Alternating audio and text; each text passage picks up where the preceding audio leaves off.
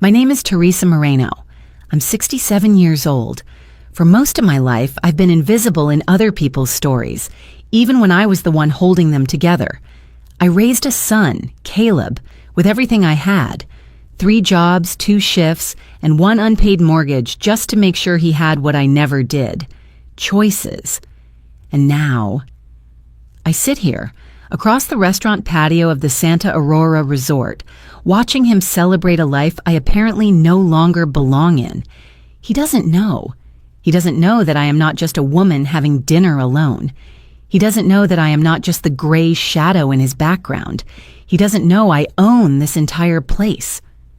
From the corner of my table, I see Caleb raise his glass. His wife, Vanessa, leans in to kiss his cheek. Laughter spills between them like wine. I should leave, but I don't. Not tonight. The waiter approaches. "Would you like another tea, Madame Teresa?"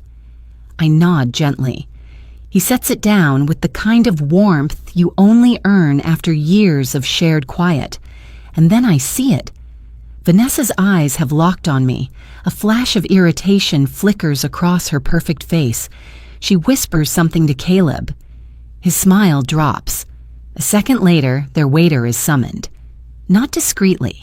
With the sharp snap of entitlement I know too well. She's pointing. To me. To me. I sip my tea. Then I see Raphael, the floor manager, rush over. A man of good sense and better manners. He listens to Vanessa's hushed words, gives a slow blink, and straightens. She's still gesturing toward me, hissing something about inappropriate. Dressed like a local and ruining the vibe. I don't need to hear to understand. Raphael turns, walks to me, bows slightly, and then... "Madame Teresa," he says, loud enough for Caleb's table to hear. "As the owner of Santa Aurora, would you like us to offer them dessert on the house for the disturbance?" Silence. A clean, hard silence settles over the clink of wine glasses and seagulls overhead. Vanessa freezes. Caleb looks like someone just pulled the ground from under him. He opens his mouth, closes it. I stand. Slowly. I walk over to their table. Their perfect table for 2. I look my son in the eye. "Funny, isn't it? Just yesterday you said I wasn't luxury enough to join you on this trip. And now here we are. You're dining in my house." He says nothing. I give Vanessa a small smile. I built this place with hands that scrubbed other people's toilets. You think I don't belong? I leave them with that. I turn, and in my mind I whisper, not loud but sharp as glass. He played himself, not me. Some people learn their lessons in schools, some at 5-star dinners, and some only see your worth when you no longer beg them to. If you've ever been underestimated, stay with me. This story is for you. I wasn't always strong. In fact, there was a time I was nothing but bone-tired, heartbroken, and soaked to the skin. I was 39, a single mother. And that night, I stood outside a padlocked apartment door, holding nothing but a garbage bag of clothes and a rolled-up blanket. Rain poured in steady sheets, my boots squelched with every step. Behind me, my son Caleb, just 14, hugged his jacket tight, eyes wide and frightened. "Mom, where do we go now?" I couldn't answer. I just placed a hand on his damp curls and whispered, "We'll figure it out." But I didn't know. That eviction wasn't our first. It wouldn't be our last. I was always 2 paychecks behind, 1 emergency away from collapse. We spent that night in the corner booth of a 24-hour diner. I bought 1 cup of tea to share between us so they wouldn't kick us out. Caleb slept with his head on my lap. I stayed awake, watching the rain streak down the glass, timing my hope with the flickering of a broken fluorescent light. Life didn't hand me options. I cleaned houses in the morning. I served tables in the afternoon. I bathed strangers in hospice at night. 3 jobs, 3 uniforms, 3 different pairs of shoes in a duffel bag I never unpacked. I'd nap on buses, change in gas station bathrooms, stitch the holes in my soles with dental floss. Sometimes I felt like I was disappearing, like I was just a pair of hands, not a person. There's this image I'll never forget. It's 2 a.m. I'm scrubbing the tiled floor of a hotel restroom. The world smells like bleach and despair. My back aches. There's blood on my knuckles from overwork. I catch my reflection in the mirror above the sink. Eyes hollow, cheeks sharp, a face I don't recognize. I look older than I should. But then, Caleb's voice echoes in my memory. If I ever make it, Mom, I'll buy you a house. He was 10 when he said that. Drawing it with crayons, a white house with blue shutters and a red door. I taped it to the inside of my locker at the restaurant. That night in the restroom, I smiled through the pain. Because I wasn't cleaning toilets for pride. I was cleaning them for possibility. Every night before school, I would press Caleb's uniform, pack his lunch, and leave sticky notes on the fridge. Eat your breakfast. Be kind. Mom loves you always. He thought I had everything under control. He never saw me cry. I made sure of that.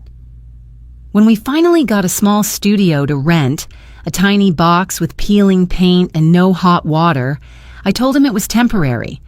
I said one day we'd have a home that smelled like fresh bread, where no one could kick us out. He believed me. So I believed me too.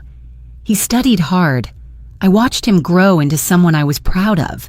He was smart, charming, and kind, at least to others.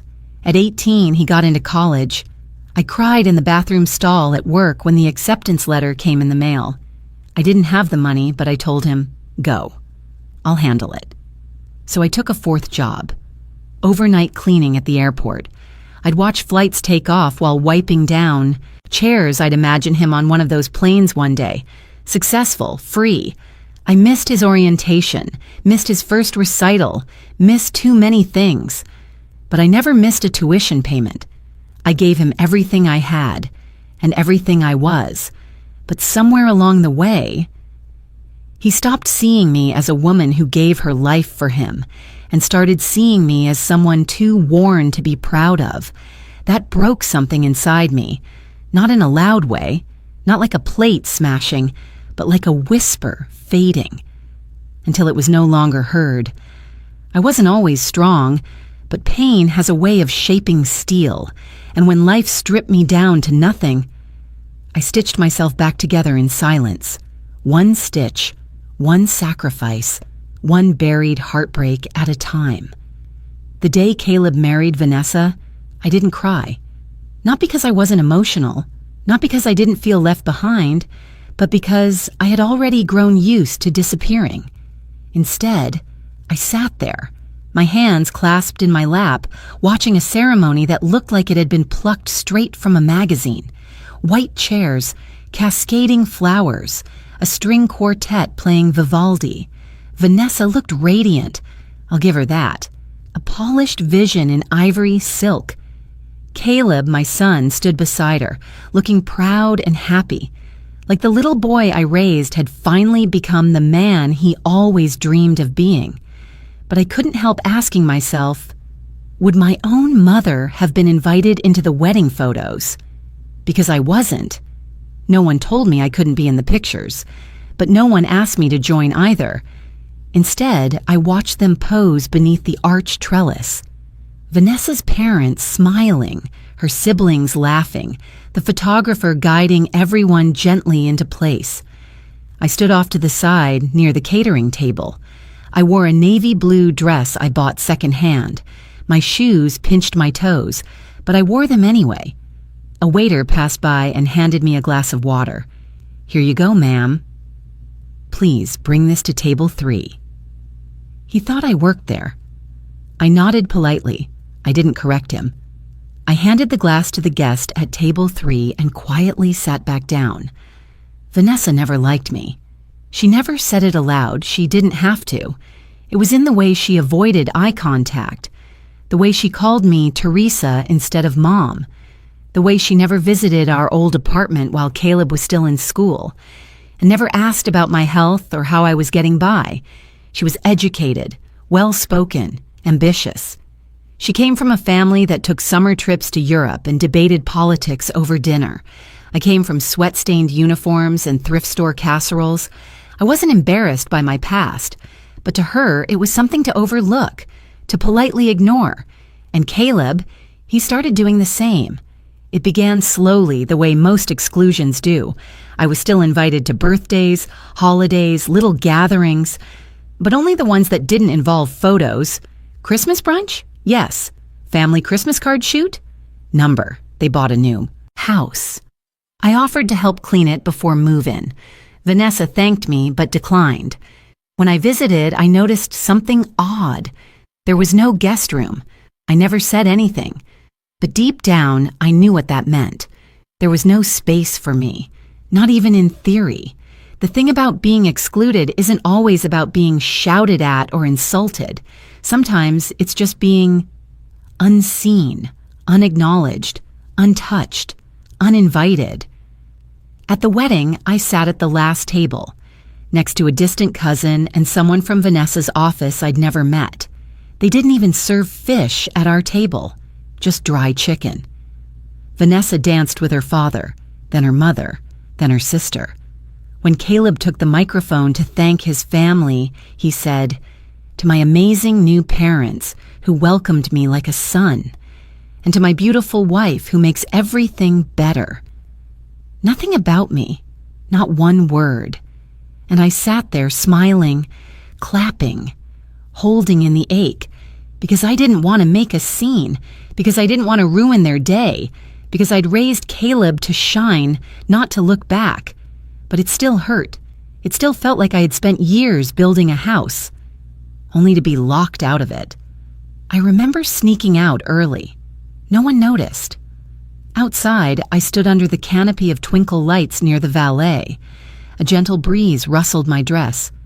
The moon was full, and I whispered to myself, maybe I was never meant to be in the frame. But something inside me shifted that night. It was the first time I saw the truth clearly. That love, when taken for granted, becomes invisibility. And invisibility has a cost.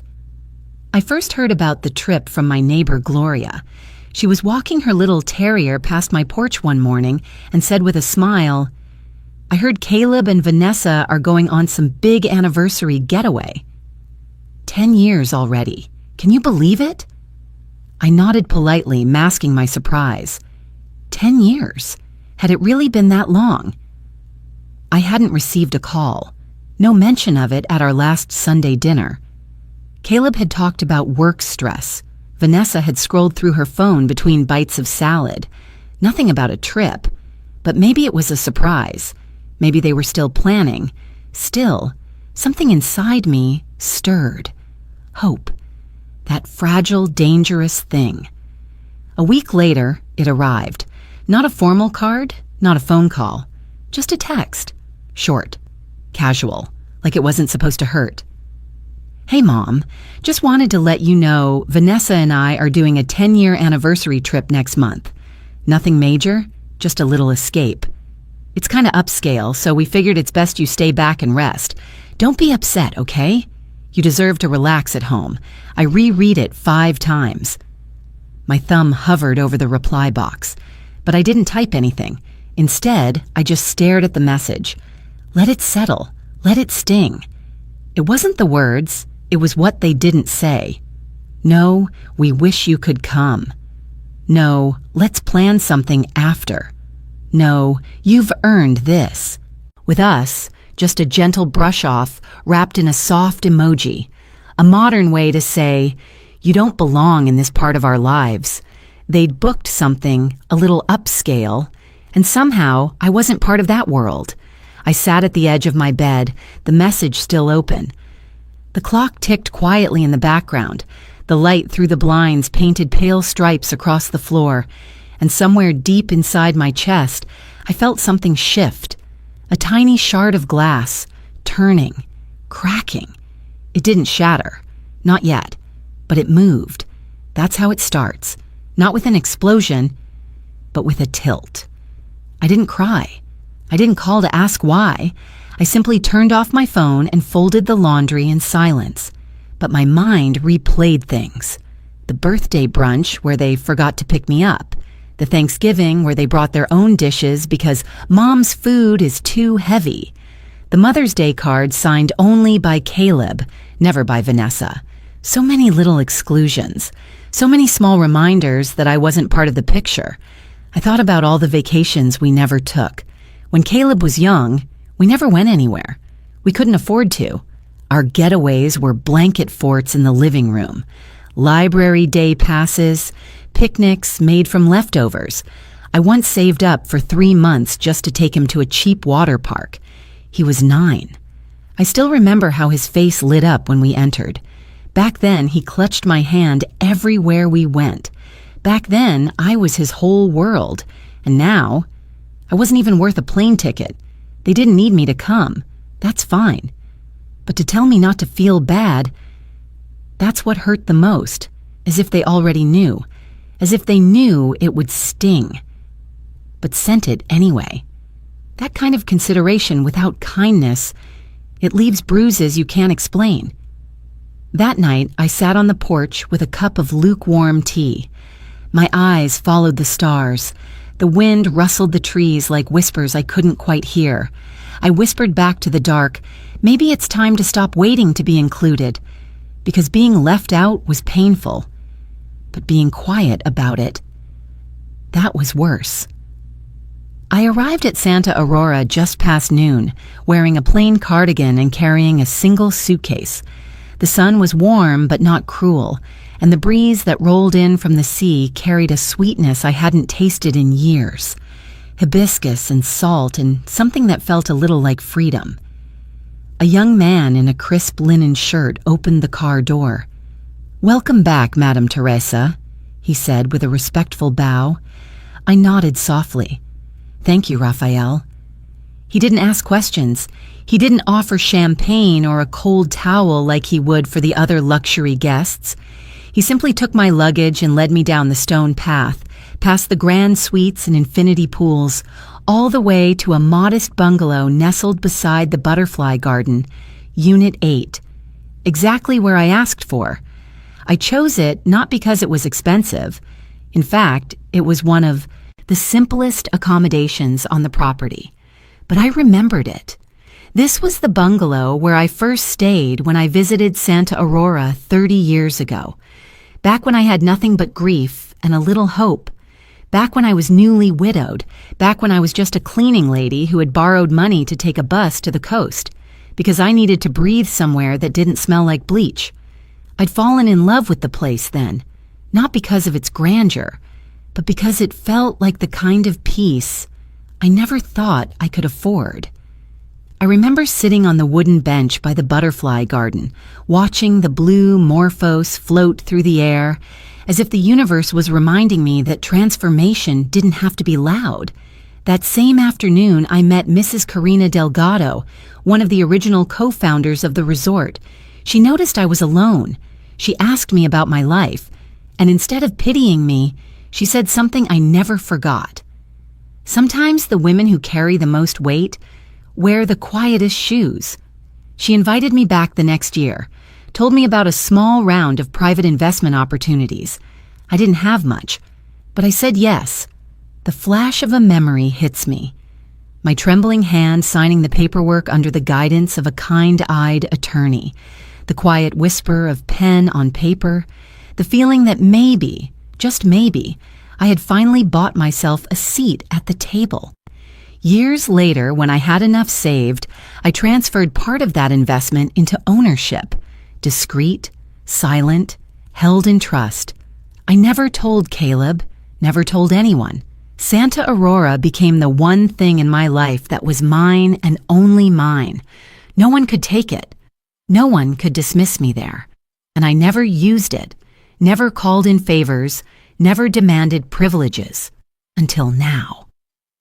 I stepped into the bungalow. The room was simple, with wooden shutters and cream linen curtains that danced in the breeze. On the nightstand sat a fresh orchid and a folded welcome letter. "We're honored by your return, Madame Teresa. As always, your presence is a blessing." I sat on the edge of the bed, ran my fingers across the hand-woven blanket, and exhaled. Not the kind of breath you take every day, but the kind that says, I made it back. I didn't come to Santa Aurora to prove a point. I came because I needed to remember the woman I used to be before I shrank myself to fit into everyone else's lives. Here I wasn't just a mother, or a burden, or an afterthought.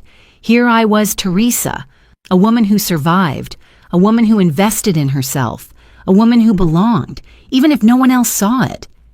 I walked out to the garden that evening. The butterflies were still there, blue, gentle, unapologetically beautiful. One landed near my shoulder, and I whispered, "You remember me, don't you?" No one knew I had arrived yet. I asked the staff not to announce me. I didn't want champagne receptions, didn't want welcome parties, didn't want to parade my name. All I wanted was to sit at that quiet table by the sea, and for once in my life taste something I had built with my own two hands, not to show off, not to win, but to exist, fully, unapologetically. Grandma? The voice was barely above a whisper, soft and uncertain, like a question asked in a dream. I turned, heart thudding in my chest, and there she was, Emmy, my granddaughter, Caleb's little girl, 11 years old, wild curls framing her face, a paintbrush always behind her ear. She stood in the narrow path between the butterfly garden and the main dining hall, barefoot, clutching a sketch pad to her chest, her eyes wide with disbelief. I blinked. Emmy? She didn't hesitate. She ran straight into my arms the way children do when they're too young to know how to hide their joy. Her tiny arms wrapped around my waist, and I knelt down in the grass, holding her like I used to when she was still small enough to fit in my lap. "I thought you weren't coming," she whispered. "Daddy said it was just them and the fancy guests." "No grandparents," I smiled. "Let's keep it our little secret, Just you and me. We'll have our own world here. Quiet, beautiful, no rules." She pulled back and grinned. "Like a secret mission?" I nodded. "Exactly." I led her to my bungalow. She tiptoed like a spy, laughing quietly at the idea of being undercover. "This place is way nicer than the room we're in," she whispered. "Yours smells like flowers." That made me chuckle. I poured her a glass of mango juice and sliced up some fruit from the welcome basket. She flopped onto the bed and began flipping through her sketch pad, showing me half-finished drawings of waves, palm trees, and odd little portraits of waiters and tourists. "I like drawing people who don't notice me," she said.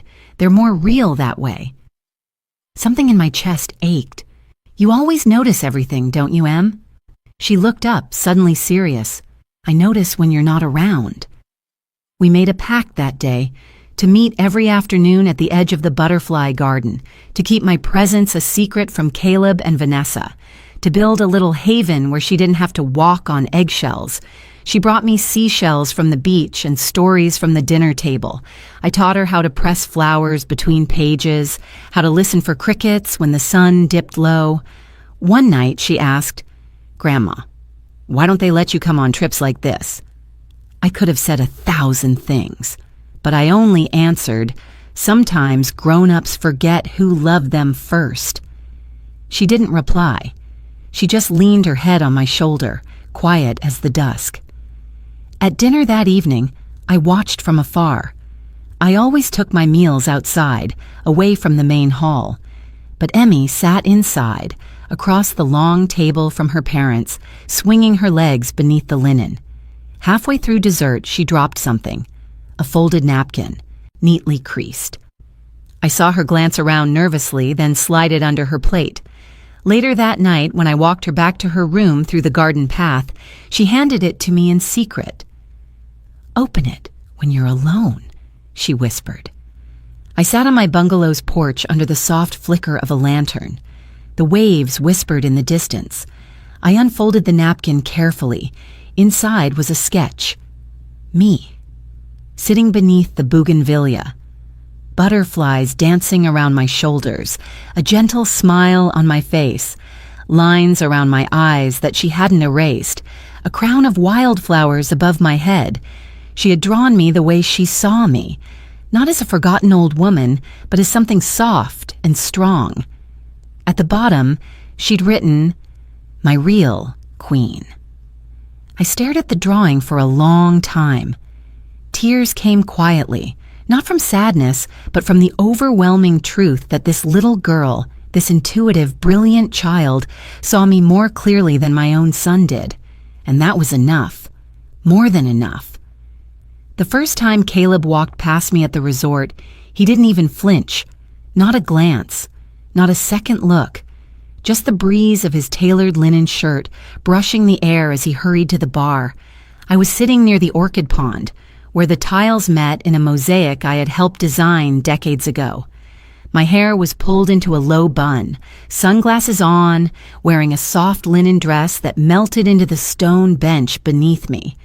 He didn't recognize me, and I didn't stop him. Instead, I watched him laugh at something Vanessa whispered. Her voice carried louder than she thought. "Does your mother even know how expensive this place is?" she said, scoffing. "One night here costs more than she probably made in a month." Caleb chuckled, nervous, dismissive. She wouldn't get it. This isn't her world. He wasn't wrong. It wasn't my world. It was a world I built and left behind.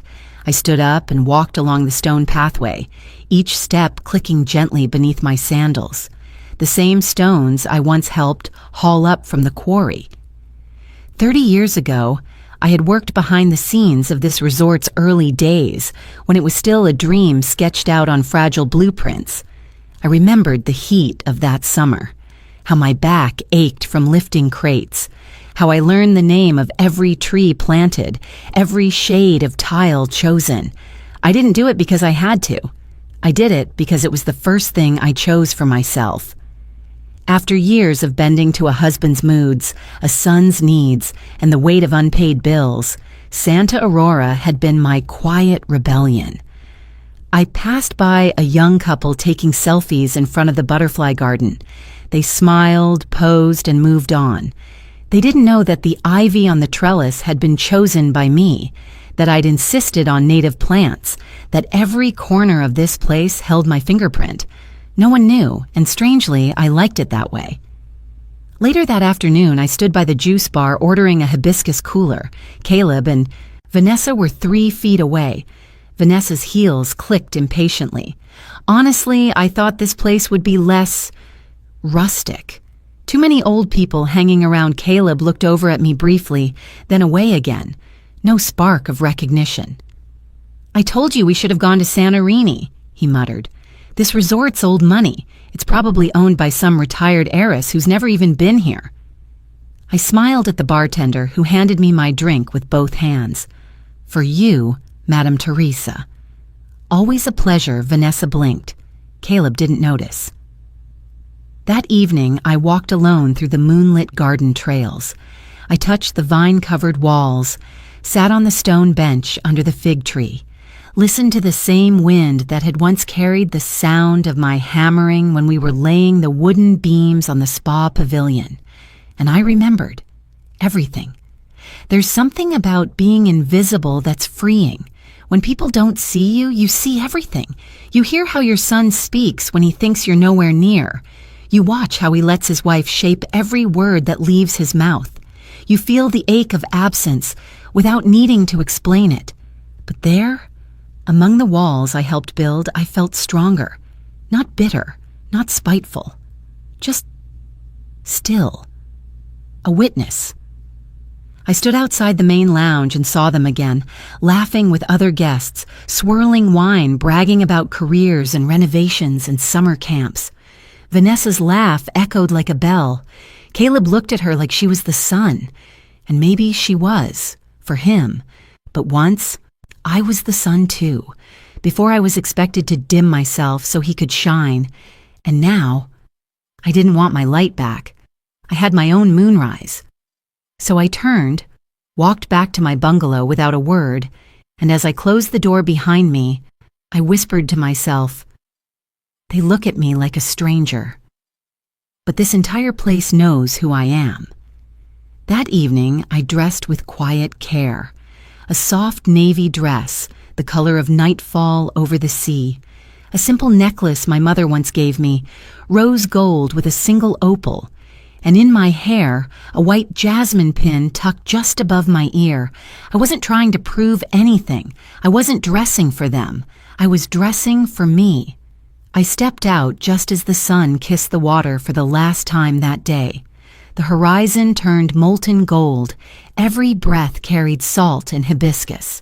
Santa Aurora looked exactly as I dreamed it would. All those years ago, when I first dared to imagine I could build something that would last longer than my exhaustion. The restaurant perched over the shoreline, lit by soft lanterns, each table flickering in candlelight.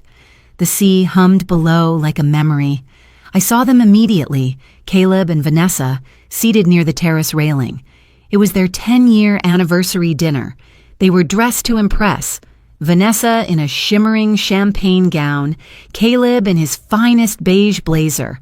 Everything about them screamed curated perfection.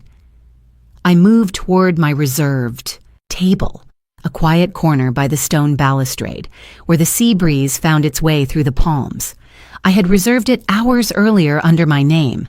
Not Miss, not Mrs., just owner. I sat down.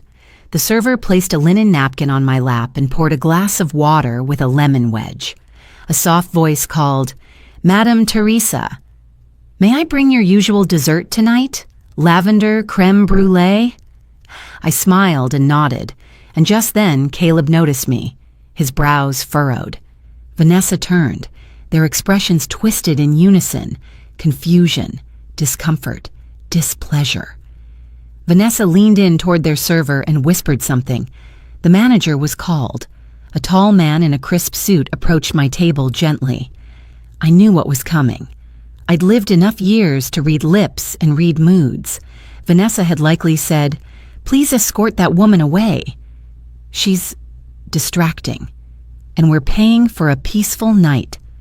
But the manager smiled warmly at me instead, turned to them, and said the words I'd waited decades to hear. "Madame Teresa is the owner of this resort." The silence that followed felt like thunder underwater. Vanessa blinked rapidly. Her mouth opened, but no sound came. Caleb stared at me as if I were a ghost. I stood slowly, quietly, walked over to their table, placed one hand on the back of a chair. "Yesterday," I said, "you told me I wasn't quite fit for this trip, that I wouldn't blend in. Today, I am not the woman behind your seat. I'm the woman who built the floor beneath it." Caleb looked as though he'd been struck. His eyes searched my face for something familiar, but what he saw was not the tired mother who used to scrub toilets and bring him hot soup at midnight. He saw someone he didn't know how to understand. Vanessa's lips curled, defensive now. "You've been spying on us?" she hissed, voice just above a whisper. "No," I said. "I've been here the whole time. You just never looked closely enough." There was a beat of silence. Then a small hand reached up from beside me. Emmy, sweet Emmy, had been sitting at a nearby table with a book and crayons. She tugged my sleeve, then shyly slipped something into my hand, a folded napkin. When I opened it, I nearly forgot to breathe. She had drawn me, sitting on a throne made of jasmine and stone, with a crown of flowers atop my head. In the background, soft waves and butterflies. She'd written one word at the bottom, in uneven, wobbly handwriting. Queen. My eyes watered, but not from pain, from recognition. This child, this little soul saw me, not through titles, not through money, but through love. I bent down and whispered in her ear, "Thank you, darling. That's the most precious gift I've received in years." Emmy giggled and hugged me around the waist. Then she looked up at her parents. "Why didn't you tell me Grandma owns the resort?" Vanessa looked away. Caleb exhaled, defeated. I turned, back to my table, sat down, picked up my fork, and when dessert arrived, I cracked the caramel top of my creme brulee with a quiet smile. I didn't come here to flaunt anything, I thought to myself. I just wanted to see if the life I built still remembered me. Turns out it did, even if my own son did not. The night was gentle, but the wind carried a quiet tension. I sat alone on the small veranda of my bungalow, a shawl draped around my shoulders. The garden was asleep, the butterflies long tucked into leaves, the scent of plumeria soft in the air. I sipped warm chamomile, the mug cupped in both hands. Silence suited me, but then a knock. Hesitant, not loud. 3 taps. Then stillness. I didn't move at first, then came the voice. "Mom, it's me." I opened the door. Caleb stood there, awkward, eyes red-rimmed, hands shoved in the pockets of a jacket he didn't need in this climate. We just looked at each other for a moment, then I stepped aside. He sat down on the small cushioned chair across from mine. Not a word. He didn't know how to start, but I did. I reached into a woven box near my nightstand and pulled out a photo. It was old, wrinkled at the corners with a water stain on the left edge. I handed it to him. He looked down and stilled. It was me, at 39, hair soaked from rain clinging to my face, a garbage bag in one hand, a choked expression on my face. Behind me, a rusted metal gate, a sign that read, "Tenants must vacate." And in the far corner, a 14-year-old boy, thin, scared, him. Caleb blinked rapidly. He traced the edges of the photo with his thumb. "I haven't seen this in years," he said, voice barely audible. I nodded. "That night," I began, "I promised myself something. I said, one day I will own a place no one can throw me out of, a place that's mine, that no one can lock me out of." He stared at the photo. Still no words. "And now," I continued, "I do. I have that place. This place.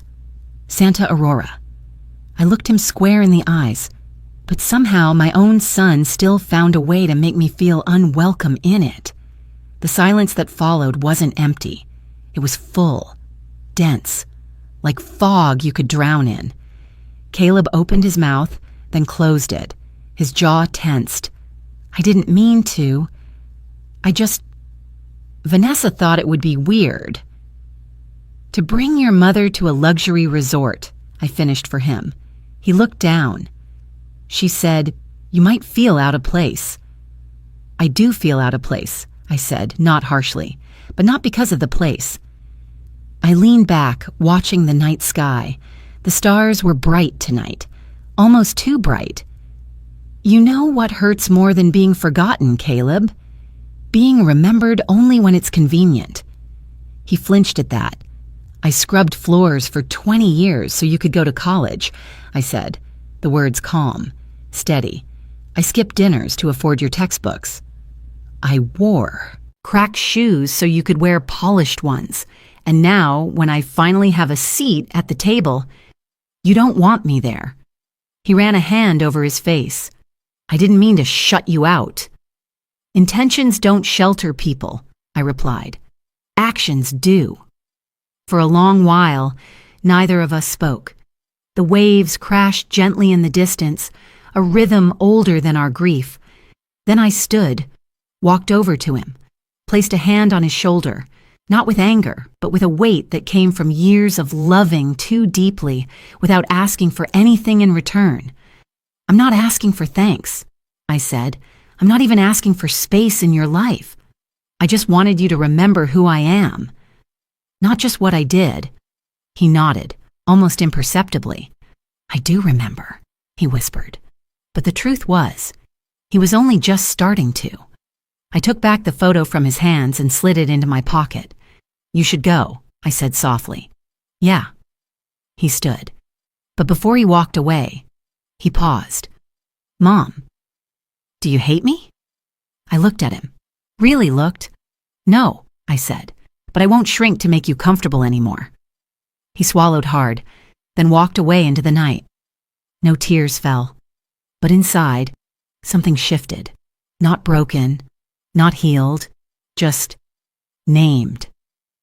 Sometimes The deepest grief doesn't make a sound. It just sits quietly on your chest, like the weight of a love that wanted to be enough. The morning after my conversation with Caleb, I chose to sit on the shaded terrace outside the breakfast lounge. Alone, again. I wasn't hiding. I just didn't feel like watching another round of performative affection from the golden couple. But fate, or something like it, had other plans. Mind if I join you? The voice startled me, not because it was unfamiliar, but because it was unexpected. Lorna, Vanessa's mother, always elegant, always poised, the kind of woman whose perfume trailed behind her like a legacy. She sat without waiting for my reply. She didn't speak right away. Instead, she placed her silk clutch gently on the table and stirred a cup of Earl Grey that she hadn't yet sipped. "You know," she said finally, "I've always wondered what kind of woman raises a man like Caleb." I didn't respond. I didn't know what she meant by that. Not yet. She looked out toward the pool where Caleb and Vanessa were laughing with guests, putting on their usual show. "My daughter thinks silence is weakness," she said. "That gentleness can't coexist with strength." She turned back to me. Her gaze, for once, wasn't sharp. It was almost tired. "But I watched you last night. And I saw something I haven't seen in a long, long time." I let the breeze answer for me. "I've lived a long time in rooms filled with important people," she continued, "and I've built a life filled with the best of everything. Homes, jewelry, the most exclusive schools for Vanessa.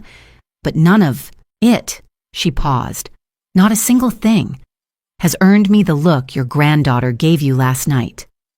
That stopped me.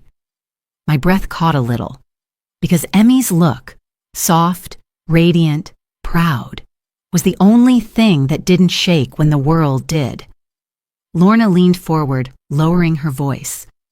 "Do you know what Emmy did after dinner?" I shook my head. "She came to my suite.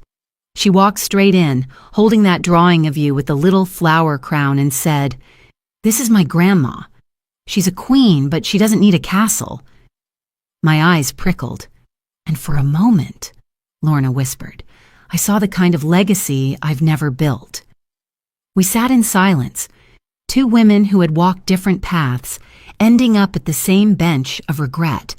Then slowly she reached for the soft silk scarf she always wore, powder blue, hand-stitched initials at the corner.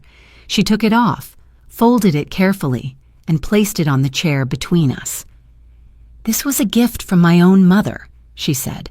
"I've worn it for 40 years, through marriage, funerals, boardrooms, through all the masks I've worn to look powerful.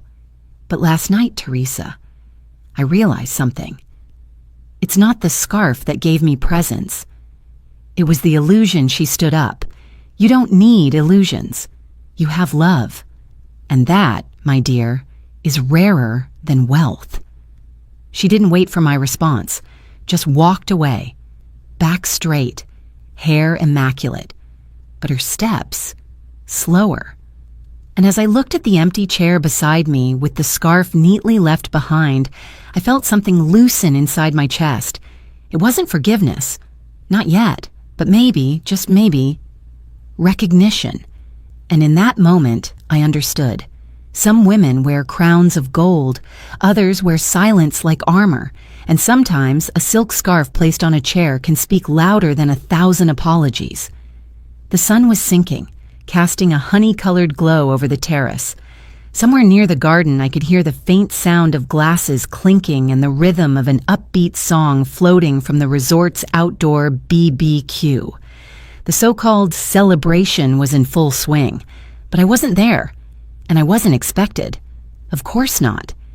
Instead, I sat in my bungalow quietly sipping lukewarm tea, listening to the hum of the fan and the soft rustling of palm leaves outside my window. Then, 3 soft knocks, a pause, then 2 more. I stood, opened the door, and there she was, my Emmy. Barefoot, cheeks flushed, eyes puffy and red. Her party dress was wrinkled.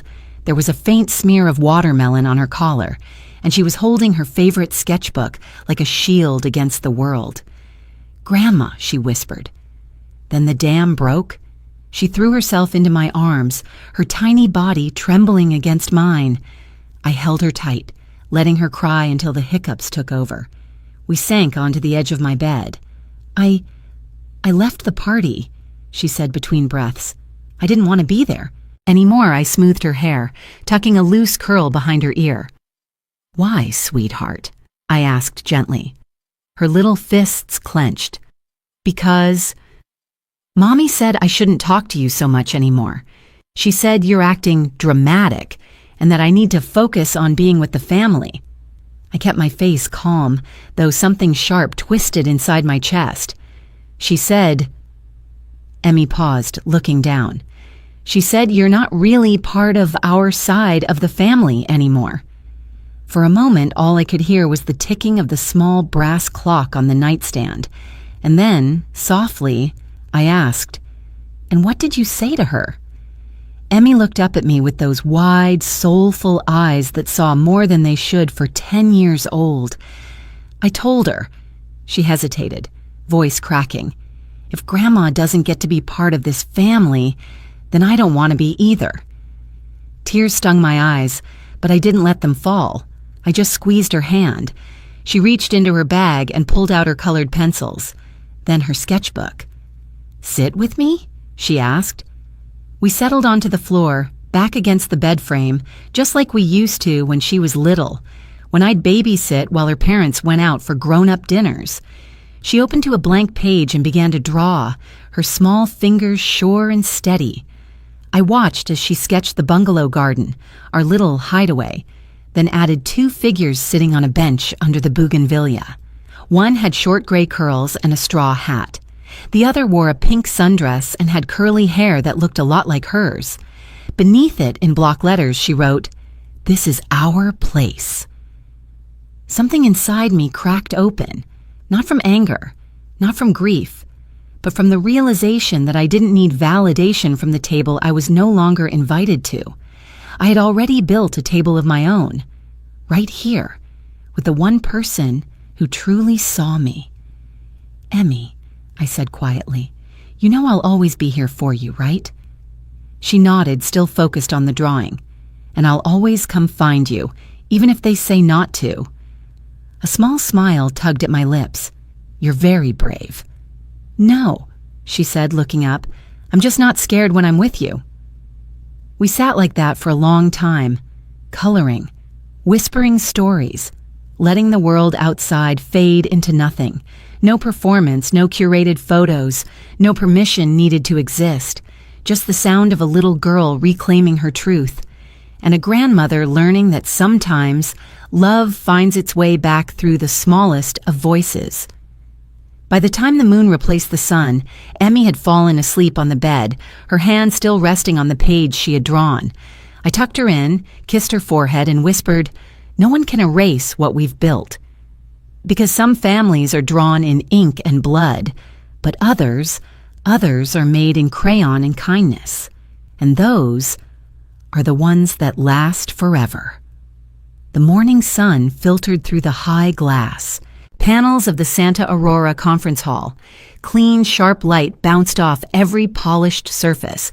Mahogany table, chrome water pitchers, freshly printed investment documents.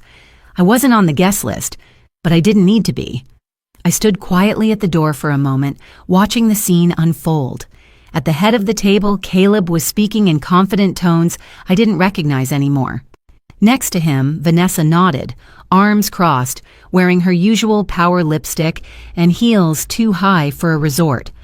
Across from them sat 2 men in tailored suits, investors from Singapore, judging by their accents and posture. My resort manager stood nearby, nervously shifting weight from one foot to another. I caught snippets. "We believe acquiring a majority stake in Santa Aurora will allow our chain to diversify. The current structure lacks expansion agility. We assume it won't be difficult to secure board approval." That's when the lead investor asked, clearly but calmly, "Caleb, are you absolutely certain your mother isn't a conflict of interest in this deal? We've learned she might hold Significant shares. My son laughed, brushing it off with a wave of his hand. My mother? No, she doesn't even understand how these things work. She's retired, detached. I'll handle the signatures. At that moment, I stepped inside. The room quieted like someone had turned off the sound. I didn't speak right away. I placed my palm on the leather folder in front of the lawyer seated at the corner. He stood. So did the resort's general counsel. The investor glanced at me, puzzled. The manager nodded, then cleared his throat. Gentlemen, allow me to formally introduce Madame Teresa, the majority shareholder of Santa Aurora. I saw Caleb's smile vanish. Vanessa's jaw clenched. The lead investor blinked. You're the majority? I nodded once, calm, steady. Yes, 60%, held quietly under a blind trust for 30 years. My eyes never left Caleb. I built this resort with my husband's life insurance and my tips from waitressing.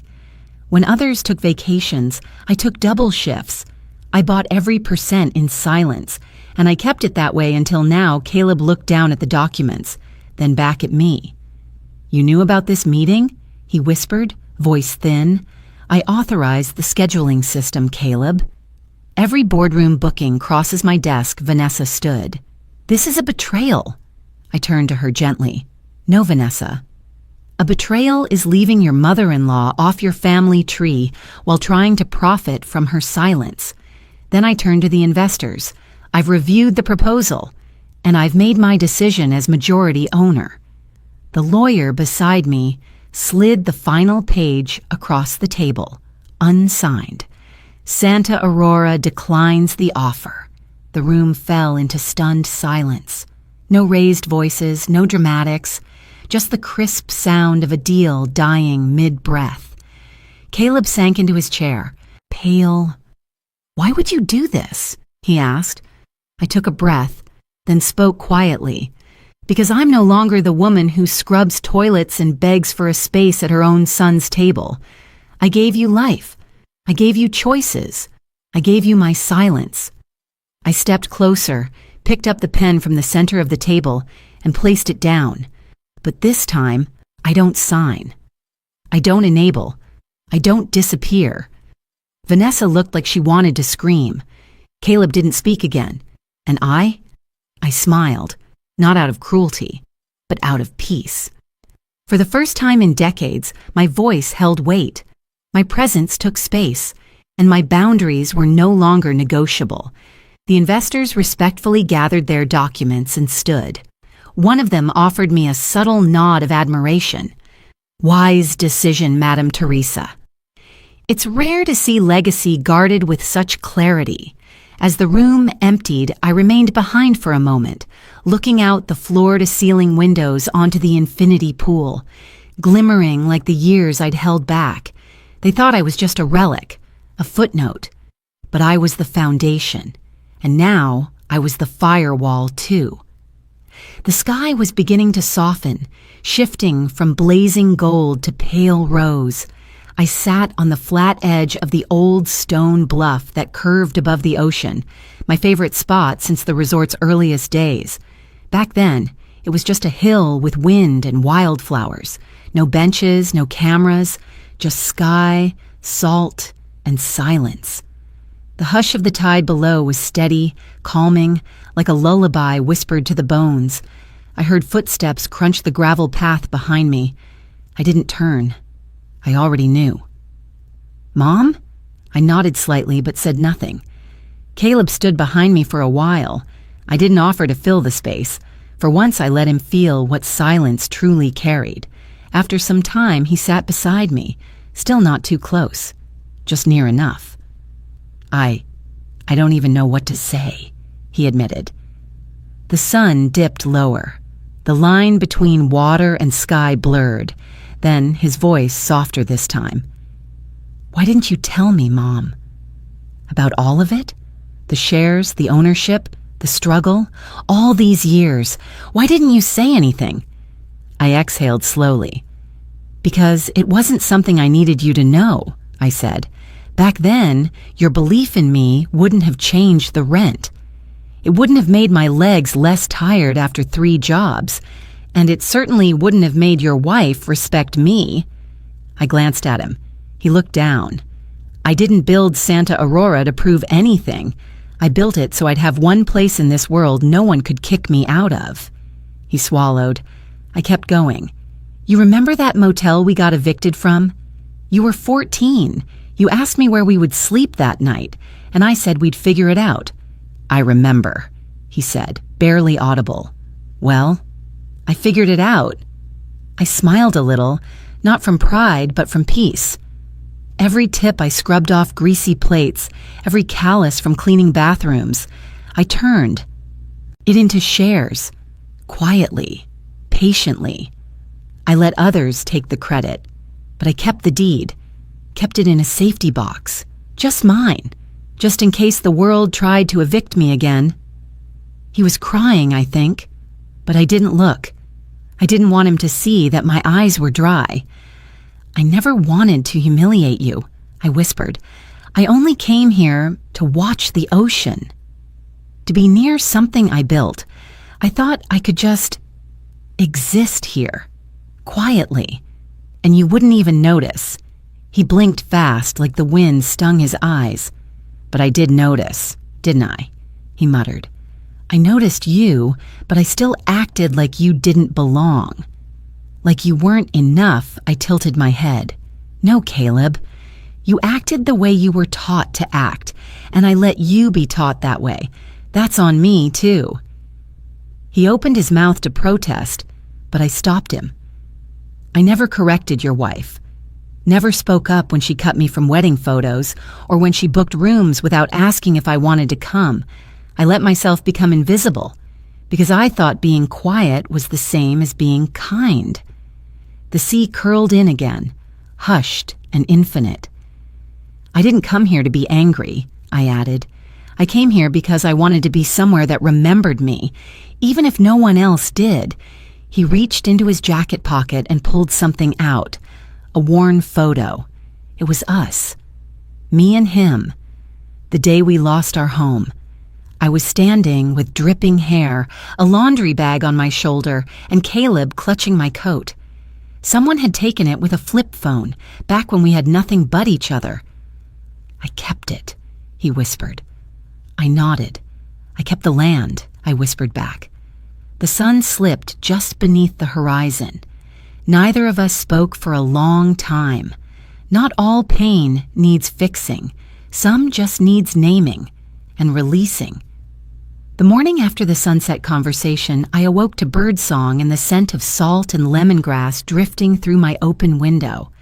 There was a quietness in my chest, not the hollow kind, but the kind that settles in when something heavy has finally been put down. Emmy came by early, her hair still tousled from sleep, holding a paintbrush in one hand and a small envelope in the other. Her eyes were wide, careful. I was looking for more paper to draw, she said, and I found this inside your old wooden box. I recognized it instantly. The envelope was soft at the edges, slightly yellowed with time. My handwriting was still crisp, though the ink had faded a little. I hadn't seen that letter in over a decade. I didn't open it, she added, but I wanted to ask if I could read it with you. I nodded. We sat together under the canopy outside my bungalow. The air was still cool, kissed by dew.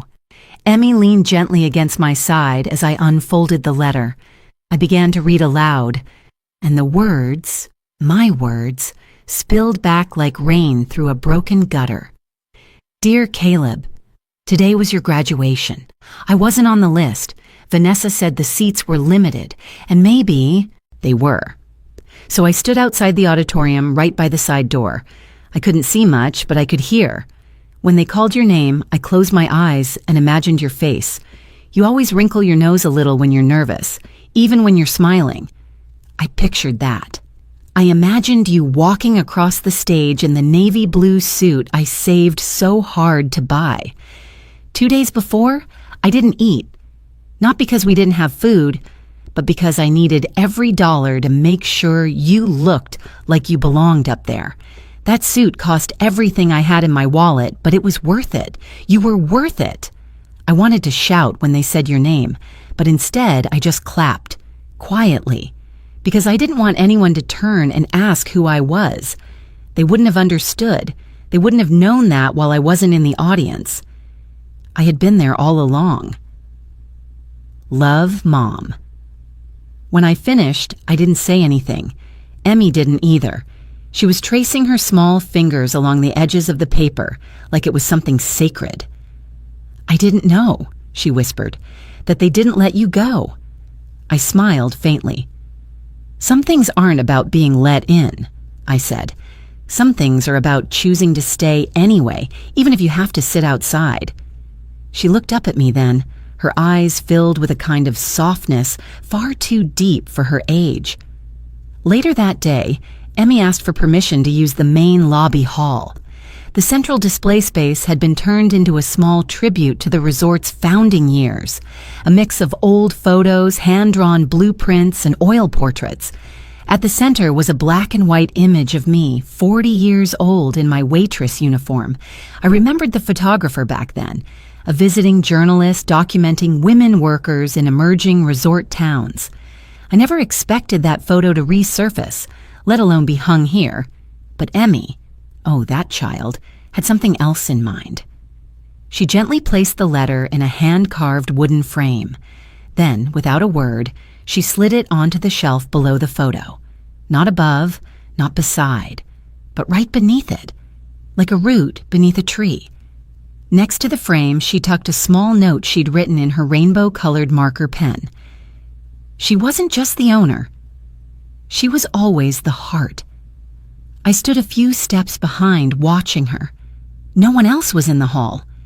The midday light spilled through the arched windows, dappling everything in gold. In that quiet moment, I realized the truth. We don't always get our applause when we deserve it. Sometimes it comes years later, in the form of a child who sees you fully, who names your worth out loud, not for the cameras, not for the crowd, but because love recognizes love, and truth doesn't need to shout to be eternal. I didn't announce my departure.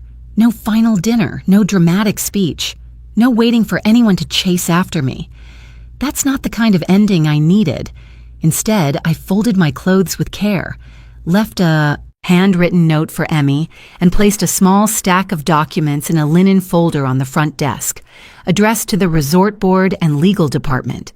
It was a plan I had drafted for years, but never dared to release. Retreat for Forgotten Women. A program fully funded by my shares at Santa Aurora, offering annual restorative stays for women like me, women who had scrubbed floors in silence, raised children without applause, endured abandonment without bitterness, single mothers, elderly widows, caretakers, women whose names were never engraved on plaques, but whose lives carved silent foundations for others to stand on. The brochure read, "This resort wasn't built to impress. It was built to heal. May every guest who arrives feel what I once longed to feel, welcomed, remembered. Home I didn't leave out of pain. I left because staying was no longer necessary to prove my worth. My story had already rooted itself in the stones, the trees, the butterfly garden. Even if they take my name off the title deed someday, my soul will still breathe through every bungalow wall." When I wheeled my small suitcase to the front gate, the driver was already waiting. The morning sun had just begun to kiss the tops of the palms. Everything felt clean and untouched. Then I heard small footsteps. "Grandma!" Emmy came running, barefoot on the path, a sketch pad pressed to her chest. She reached me breathless and clung to my waist. "I knew you were leaving today," she whispered.